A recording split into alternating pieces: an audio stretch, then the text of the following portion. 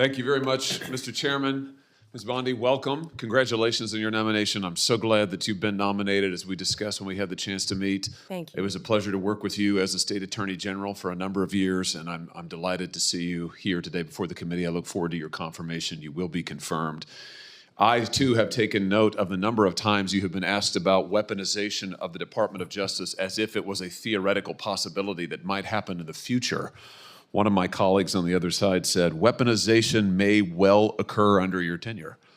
We all know that weaponization has occurred like we've never seen before in American history under this administration. And I want to get even more specific. In the last 4 years, this administration has carried out an unprecedented attack and campaign against people of faith. If you look at the numbers, we've never seen anything like it before in American history. It has been one of the most disgraceful chapters in the history of the Justice Department and in the history of the FBI. And I hope that you will reverse this and do right by every American citizen, including especially people of faith. Let me give you some specifics. After the Dobbs case was decided by the Supreme Court, over 100 pregnancy care centers and over 300 churches in this country were attacked, vandalized, firebombed. Do you happen to know off the top of your head how many prosecutions Merrick Garland's Justice Department brought in those cases? I do not, Senator. It's a stunning number. It's 2. Hundreds of churches, hundreds of pregnancy care centers. And I might just add, these pregnancy care centers, the attacks on them, which were violent, which were gruesome, were egged on and encouraged by rhetoric from members of Congress, including members of this body, who have said that pregnancy care centers aren't real medicine, that they're not real doctors. They have legitimized these attacks. And the same thing was true of churches. And this Justice Department couldn't lift a finger to defend these Americans, but at the same time, they used legislation, a law known as the FACE Act, to prosecute at least 53 different pro-life demonstrators, including people like Mark Hawk from Pennsylvania, to whom this Justice Department sent a SWAT team to his door in the early morning hours. He has, I think, 7 children. In the early morning hours, an FBI SWAT team shows up at his door to take him into custody and prosecute him. By the way, he was acquitted. This kind of outrageous, disparate treatment has to end. So here's my question to you. Will you protect churches and pregnancy care centers when they are targeted for violence, when they are targeted for intimidation, when their members or parishioners are threatened with violence or other acts of illegal behavior? Yes, Senator. Will you stop the disparate treatment of Americans on the basis of religious faith? Yes, Senator. Will you stop the deliberate persecution of pro-life Americans for nothing more than their pro-life beliefs? Yes, Senator. Will you ensure that nothing like the Mark Houck case happens again, that Americans do not have SWAT teams arriving on their front doors with armed weapons to terrorize their children and their spouses, only in the end, of course, to have the case lost because there was nothing to it? Will you put an end to that kind of deliberate intimidation of the good American citizens on the basis of their religious beliefs? Yes, Senator. I'm glad to hear you say that because we need it. We need it. Ms. Bondi, we need a new chapter at the Justice Department, and we need it quickly. And I'm glad you're committed to it. Now, I also have heard you've been asked about your comment that you thought that in some cases we need to investigate the investigators, the ones who were bad. You know, I have to say I'm glad to hear you stand by that. We need to do that. You need to do that. And I'll give you another example. I'm sure you've read about this memo, which I now hold in my hands. This memo that was developed by the FBI field office in Richmond, Virginia, 23rd January 2023, targeting Catholic parishes for spying, for recruitment of infiltrators. I mean, the memo goes on and on and on about the FBI's plans to put assets into Catholic parishes, into choirs. This is an unbelievable, unbelievable assault on Americans' First Amendment rights, and we only know of it because of a brave whistleblower who came forward and released it to us. And I will tell you, I have never been misled and lied to like I was by the current Attorney General and the now former FBI Director when they sat right where you're sitting now and told this committee, oh, we don't know anything about it. Oh, only one field office was involved. It was the single work of a single field office and a very few individuals. As it turns out, that's not true. Multiple field offices were involved. Multiple individuals were involved. Under your leadership, will you put a stop to the use of FBI or Department of Justice resources to try and recruit informants and spies into Christian churches or any church or house of worship in this country on the basis of nothing more than faith? Of course, Senator. Let me just say this.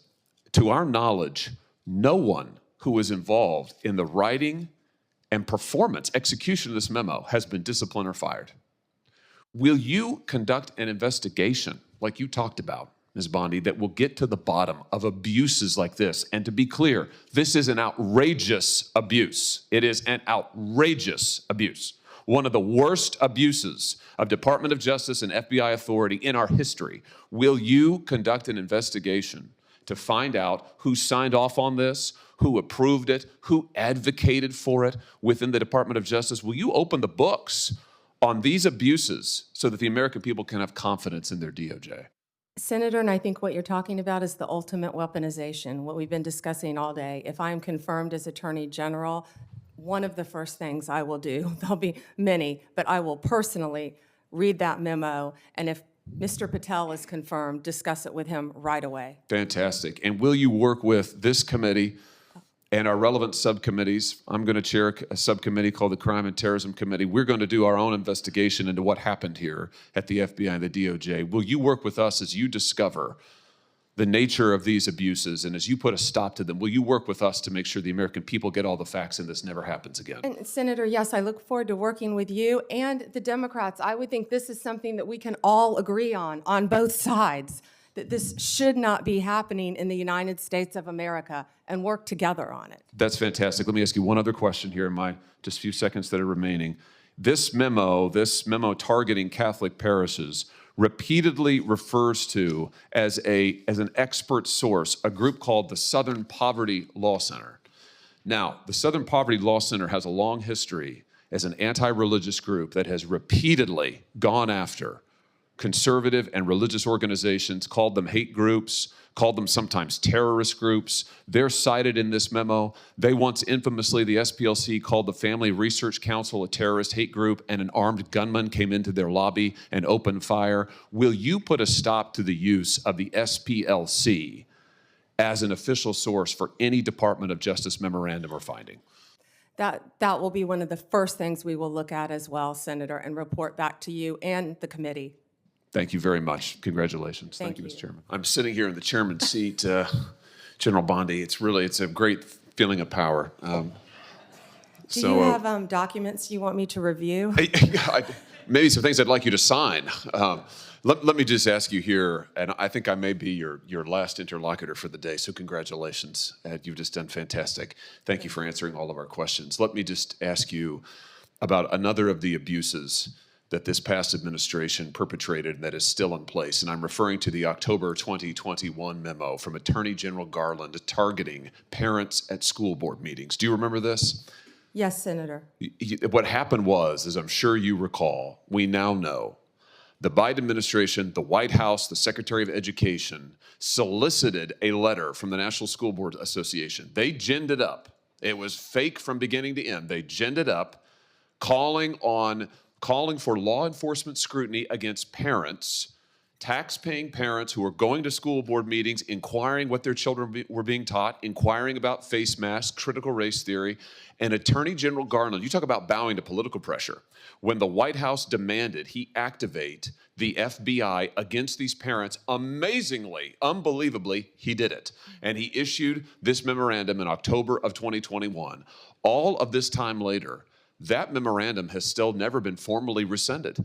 Even after the National School Board Association withdrew their letter, admitted they had been wrong to call parents potential domestic terrorists who were merely raising questions about what their children were being taught, Garland never apologized for it. He never did anything about it. It is still in effect. Here's my question for you. As Attorney General, if and when you are confirmed, will you finally rescind that memorandum and do right on behalf of all of these parents who have been wrongly, unjustly targeted by the FBI and DOJ?